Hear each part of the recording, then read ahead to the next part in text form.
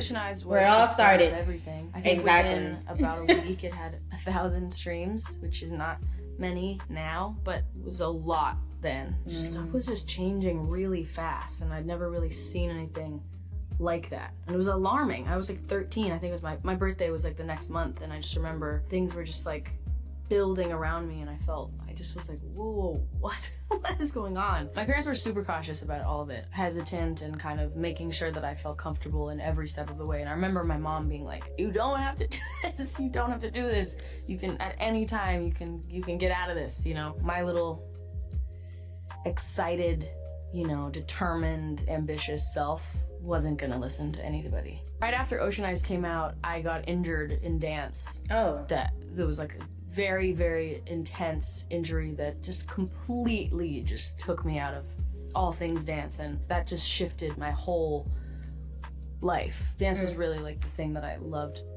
the most and that I saw myself doing forever. And not being able to, I mean, it was really hard. Music really came in handy for me and got me through all of that. I got injured, and then we made like Bellyache and Hostage and My Boy, and I love Hostage. Hold on. Hostage is another one of my favorites off of her first, I would not say, was it an album? I don't know if it was an album. I don't know if it was an album or EP, but it was my favorite. Besides Ocean Eyes, when Ocean Eyes first came out, I really was, I'm going to be real with y'all. I'm going to be very real with y'all. When Ocean Eyes first came out, I wasn't really on Billie Eilish like that. Like, I really wasn't like, you know, listening to Ocean Eyes when it first came out. I don't know why I wasn't gravitated towards it at that time. But I remember when it first came out and how big it was. But me personally, I didn't gravitate towards, you know, Ocean Eyes when it first came out. Now that I'm looking back at Ocean Eyes, and when I went back to her, when I went back to the first album, because I wasn't on Billie Eilish like that when it came to when she first put out her first project. So when I went back after, you know, discovering her, I loved Ocean Eyes, I loved Hostage, and I loved, it was another one that I loved off of the album. And I'm talking about my 3 favorites off of that album. What is it called? Oh my God. Party Favor. Party Favor, Ocean Eyes, and Hostage is like my top 3 off of that album. Her first album. I freaking love it. Don't Smile at Me in 2016. That whole year we were doing like tiny little shows. And I remember there was a moment in 2017 where I got an encore for the first time. And I remember them being like, play another one. And I was like, I don't have another one. I literally don't have another song. Like, I played all of them. For the first time and the last time, we rented out a studio because we thought, maybe it'll be good for us to have a studio. Maybe it's bad if we make music at home. We should just have a studio and like decide that we're gonna make the EP in a studio. EP. And it was like, there we go. Hell. It was literally hell. Yeah, and then it came out in 2017 while I was on a tour with my choir in Canada. I remember like being on the bus with my friends with all of our uniforms on, and we had one of those like earbud like splitter, like the dongle splitter, so we all would plug our headphones and our earbuds into the little dongle, and then I would play the new EP through it. And my friends would always be like, play I Don't Want to Be You Anymore, play My Boy, play this, play that. And it was very sweet. What I really appreciate about that EP, it's like very young people, you know. Wrote half of it when I was 13, 14. Oh, wow. And then put it out when I was 15, and Phineas was 17, 18, 19. Like young little babies that had no experience at all. I look back and I'm like, oh, I can't even. But what I do feel about it is that we were so experimental, and we were so eager to try stuff, and we were so eager to do anything. We were, you know, we would have an idea and be like, why don't we just try it, even if it's weird? And I appreciate that about the EP. I was very nervous about a public image, though. I didn't know that everything I was doing was gonna give me a specific image. I was just doing whatever I was doing. At the time, I remember I was just like so anxious about how I was being perceived and really wanted to be seen as a certain thing and didn't really know what I was doing. But I think I did a good job. I think I did a good job, given the fact that I was a little girl. We all fall asleep away. This album. When I was 16, Phineas was 19. It was my first studio album. We made a lot of it on tour in like little hotel rooms with Phineas's laptop, and I remember writing multiple verses of Ilo Milo on a plane. I remember like recording Wish You Were Gay in like El Paso. Yeah, wherever we could make it, we did. In the documentary, there's like a thing I say where somebody said about like, oh, well, your next album, this, and I was like, I'm not making another album. No way. I really thought that. I was like, I'm not doing this again. I was like, love y'all. But I'm done. I'm not doing this again. I didn't feel I was good at it, and I also didn't know what I wanted. The heavier theme thing in all my earlier music and now, I swear to God I never thought about it one time. This was such a reoccurring topic for so long, which was like, why are your songs so sad? I loved her songs. Hearing that, being like, what are we talking about? Right. People seem to forget that when you are a child and a teenager, emotion is the most intense thing in the world. Exactly. Everything feels like the end or the beginning. I was just talking about this with a friend, that like middle school felt like life was over. And that's how everything felt then. And so, you know, to be like, how could anyone young understand emotion? Are you stupid? That's all they have is emotion. I've always had a real love and passion for music videos and visuals in general, and I always wanted to direct them, but of course I had no experience and I was a teenager, and why would I know what I was doing? I mean, you know, I can imagine being the adult in the room and me being like, I want to direct it, and it's like, well, you can't. Kids can be more talented than adults when it comes to a lot of things. Okay, let's get it out there. Kids can be more talented when it comes to music, when it comes to directing music videos or movies. You're never too young when it comes to creativity. Don't let nobody brush you off to the side just because you're young and they think you don't know anything. Creativity has no age limit. It never did. At the time, I was like, you know, why not? Like, I know what I want. Oh my God, I know what I want. And I think that I understood that wasn't enough to like know how to do it, but I think I convinced them all to let me.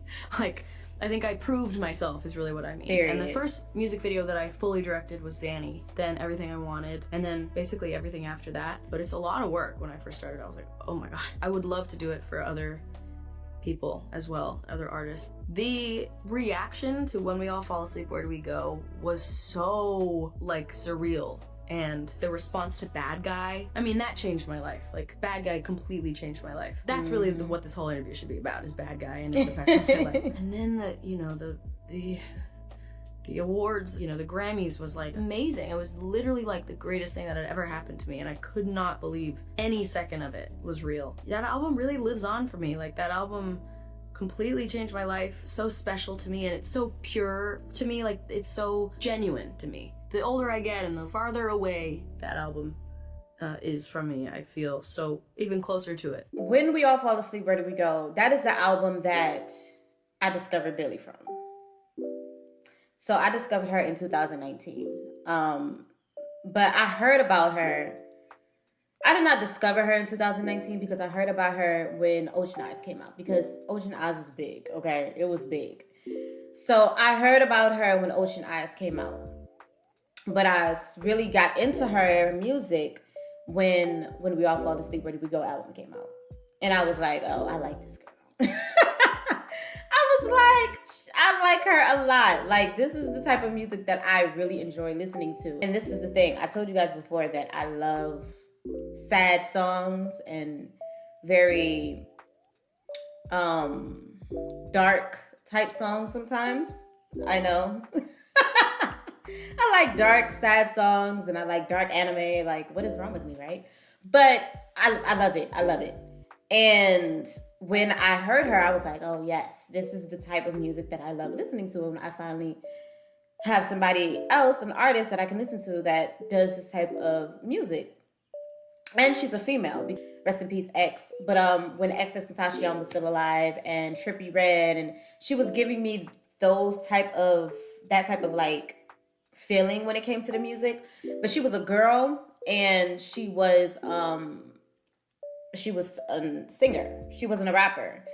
So I was like, oh, this is interesting. Okay, we don't really have, you know, female singers that's this type of genre of music, you know? So I was very intrigued. I was like, okay, I'm going to love her.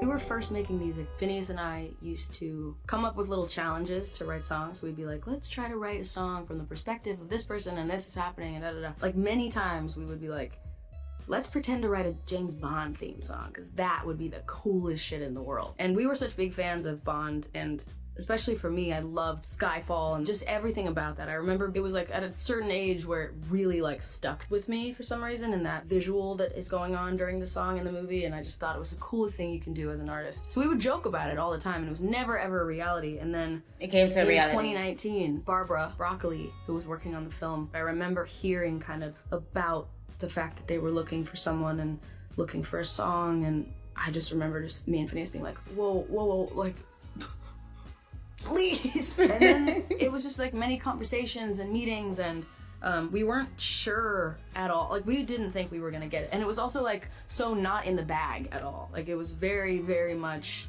we're auditioning, and maybe we get it, and maybe not. We were sent like the first 10 pages of the script, kind of told the plot ish, without like being given any spoilers, and then we wrote No Time to Die in a couple days on tour in like Texas or something. Recorded it in the bunk in the tour bus, and we didn't even know if we had the job. We honestly didn't know for a while, and then we already had gotten it, and I had no idea.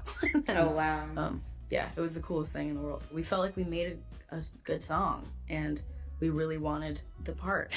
Hans is the best, the most incredible collaborator, and he's such a genius, and he's such a gorp. He's such a goofball. I mean, it was just the most magical thing in the world. We went to London, we got shown the movie, and then we spent a few days in the studio with him and Johnny Marr and this whole orchestra, and it was insane. Oh my God, I felt like I snuck in. Like, it was very cool and intimidating, and I mean, we watched the Oscars every time when I was a kid, and it was like one of my favorite things that we did as a family. So performing was amazing, and then the next year I was nominated, and I couldn't even believe I was shortlisted. And then I was nominated, and then I went, and then I performed again, and that was insane. And then we won. That was crazy. Happier Than Ever was made with a little too much confidence. And that's not a bad thing. We were a little lazy. But I love that album. I really do. And I loved it at the time, and it meant that I grew. Like, I wouldn't have been able to get where I am now had it not been for that album and everything that I did in that album. And it was also kind of me needing to break free out of a box that I had felt like I'd put myself in, or that the world put me in, from putting out Ocean Eyes when I was 13, and then getting injured, and then being on tour for years, and being in meetings with a million people and a million agents, and, you know, being a 14-year-old in a room with only, you know, grown-ass people, mostly men, and, you know, I wanted to be dancing, I wanted to be doing this, I don't know, everything kind of just happened to me, and I didn't really have much of a choice, but it's okay, I'm not complaining, but it was a lot, and then COVID happened, and I was forced to stop, and that, I think, happened for a lot of people, but of course I felt like I was the only one that was happening to. I was like, I just remember it was almost as if blindly doing something that I really wanted to do and felt like I really wanted to do and I was happy doing, and then it was like just taken out, just pulled away from me, and I was just like, oh my God, I haven't actually thought about anything for 4 years. And I don't know when I would have gotten to process anything that had happened to me if it weren't for that. And we wrote all of Happier Than Ever in that period of time, so it's a COVID album. I mean, that's what it is. The music was a completely different process than the reinventing of the look, coming off of those crazy couple of years, and had won those Grammys that year, and like, my shit did not stink. I don't know, I just felt good. But then I decided I wanted to go blonde, and then I decided that I remembered that I was a girl, and I was like, wait, I want to be other things and not just this one thing that I've been looked at as for all these years. And I remember ordering a skirt off of Amazon. I didn't have a skirt, and I was like, I gotta wear a skirt. I don't know, I was just having I was 18, like, I was trying to figure it out. You know, I'd been told that I was one thing for many years, and I believed it, which was definitely a lot, but I think that I needed to do it. I'm an extreme person, like, I need to have extreme sensation, and I think that was my way of of expressing myself in the way that I knew how, which was all everything. When it came to Happier Than Ever, you could tell she's been in this industry ever since she was 14 years old. Let's start there, okay?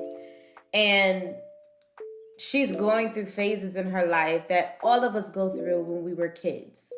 When we were 14 and 15 years old, we went through a certain phase. Then when we, was 16 and 17 years old, we, started growing and going through another phase. And then when we hit 18 and 19 years old, now we're in the young adult phase, So we were just literally seeing her growth throughout the years when it came to Happier Than Ever and her first album that came out. And then, When We All Fall Asleep, Where Did We Go? We're just basically seeing her growth and seeing her grow up in front of our eyes, So I think that's just the difference between it. And she has every right to explore that side of herself. She wanted to go feminine because when she first came out, she was, her image was totally different than Happier Than Ever, So she had a right to explore that. But personally, Happier Than Ever, I really didn't care for the album. And maybe I think I tried listening to it like 2 times or 3 times, and I never got through with it. I think I like a couple of songs off of Happier Than Ever, but I wasn't crazy about the album. I was not crazy about this album. And that's okay. That's okay, because when it comes to a lot of artists that I enjoy listening to, I'm not going to like all of their work.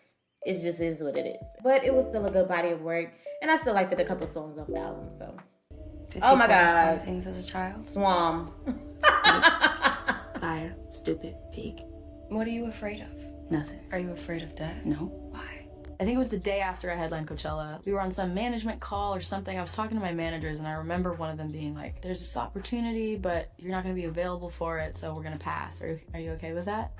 I was like, well, what is it? And right. They were like, well, it's this show that Donald Glover is working on, and it's called this, and it's about this. And I remember just being like, I'll drop anything. Like, that's my dream. What are we talking about? Passing on that. And then I was sent kind of the early on script, and I just thought it was the coolest thing in the world. And then Donald called me and kind of explained what the show was about and explained how it was going and the things that, whatever. And he just was like, yeah, I was thinking about you, and if you're interested, there's no pressure, but if you wanted to, you could. And I was trying to keep it cool, but I was so excited. I mean, he knows it, and I sound like a broken record, but he was like my favorite of all. I just love him so much, and I always very talented. He's been one of my biggest idols since I was like 11. Yeah, he's very talented. Was something that I loved doing so much as a kid. I just didn't do anything about it. I just loved it, but I didn't do anything. Also, like, my brother acted, and he would get jobs, and I wouldn't, and that was annoying to me. Mom, can I talk about your...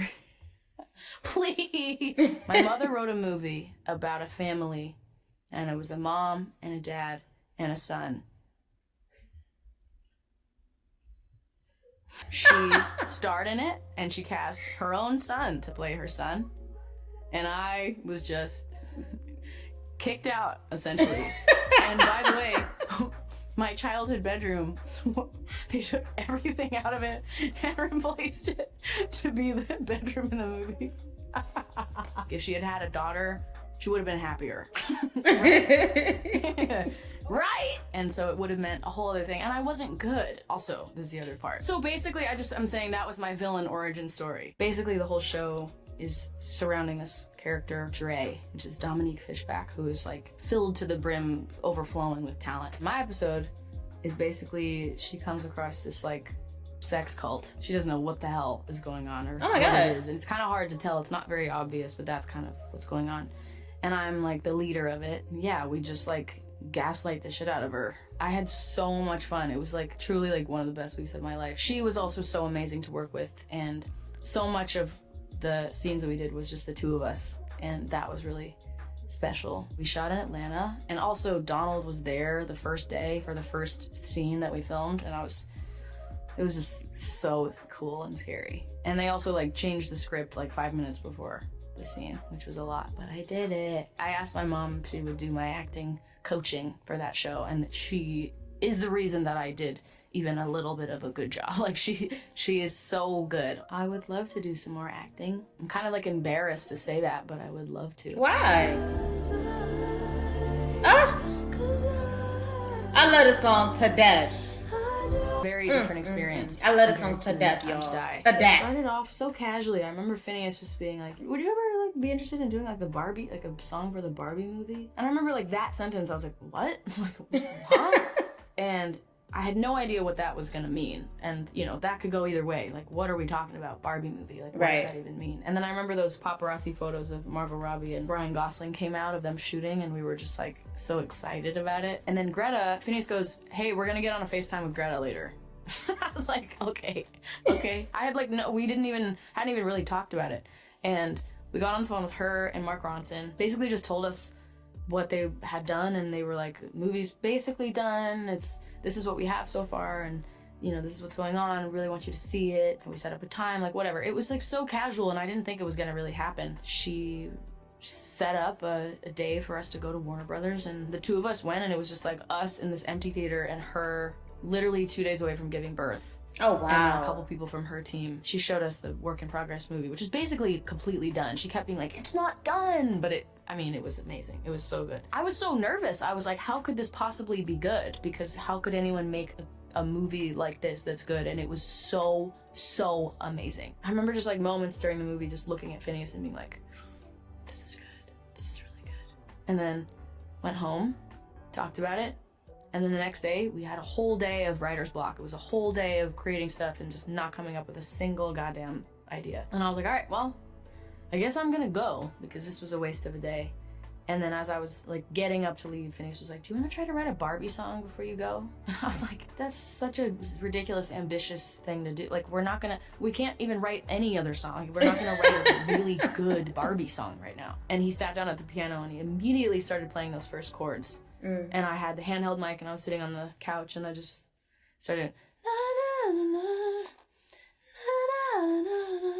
and then those first couple lyrics came out, and we wrote the whole song right then. I mean, we were just so overflowing with like inspiration from that movie and what was going on in my life, and I had to fight so hard to not send it to her immediately, but it wasn't good. I had the worst recording of it, so I waited like 2 weeks, and we recorded kind of a scratch vocal version of it. And we were really nervous, but we felt really proud of it. And she basically was like, I've been weeping all day. I hadn't heard somebody use that word like that in a long time, but the rest is kind of history. I really kind of thrive when I write from some perspective that isn't my own kind of first person perspective. Like, it can even be about my life, but if I think about it from just a different angle, it's a lot easier. And so something that Phineas and I think really, really thrive in is writing for film and TV. We have to like stop ourselves from saying yes to so many things when people are like, would you write a song for this movie? Because I'm like, I want to, because I love writing stories. It's storytelling, dude. I do also write songs from my own perspective and my own life and my own feeling, but I think it's just harder to get there. It's more vulnerable, and you can't really wear a mask. And both are great, so. When it comes to the Barbie movie, I never finished the Barbie movie, I don't believe. I don't remember finishing the Barbie movie. I remember watching the Barbie movie, okay? So I remember a lot of things from the movie, but I don't think I finished it. I think something came up. I stopped watching it for a minute because I was doing something else, and then I never went back to it. I think that's what happened. I never went back to it. So yeah, it just got lost in the sauce. So I probably have to go back and watch the Barbie movie because I don't think I finished it. Hit me hard and soft.